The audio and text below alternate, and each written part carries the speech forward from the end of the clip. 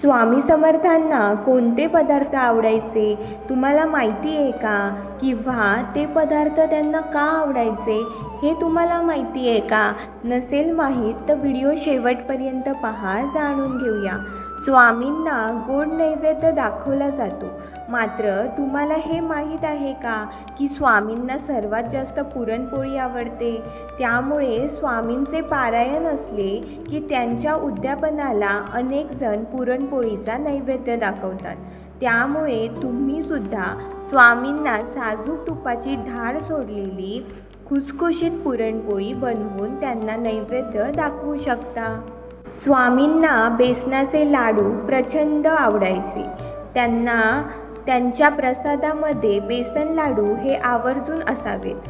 खमंग साजूक तुपात भाजलेल्या बेसनाच्या लाडूचा नैवेद्य जर तुम्ही स्वामींना दाखवला तर ते नक्कीच प्रसन्न होतील. शिवाय स्वामी तो नैवेद्य कोणत्या ना कोणत्या रूपात येऊन ग्रहण करतील.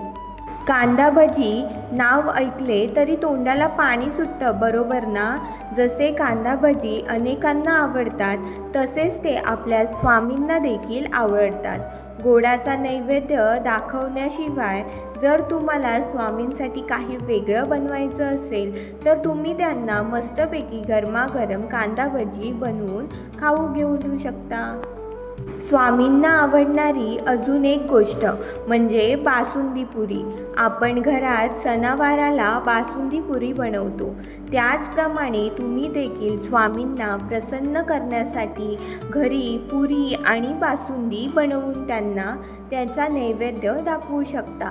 तसेच स्वामींना खीर देखील खूप आवडते, त्यामुळे खीरपुरीसुद्धा तुम्ही त्यांना नैवेद्यात दाखवू शकता. दिवाळीत प्रत्येकाच्या घरात कडबोळी बनते. आता तुम्हाला वाचून आश्चर्य वाटेल, मात्र स्वामींना देखील कडबोळी फार आवडते.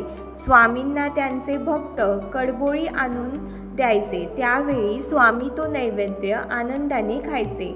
म्हणून स्वामींची कृपा मिळवण्यासाठी तुम्ही देखील त्यांना कडबोळी बनवून त्याचा नैवेद्य दाखवू शकता. स्वामींचे हे पदार्थ तर आवडीचे आहेत, मात्र असे नाही की तुम्ही प्रसादात किंवा नैवेद्यात त्यांना हेच पदार्थ द्यायला हवेत. तुम्ही स्वामींना मनोभावे प्रेमाने जे काही दाखवाल स्वामी ते आनंदाने स्वीकारतात. त्यामुळे तुमची भक्ती आणि भाव इथे महत्त्वाचा आहे. व्हिडिओ आवडली असेल तर लाईक करायला विसरू नका. श्री स्वामी समर्थ. जय जय स्वामी समर्थ.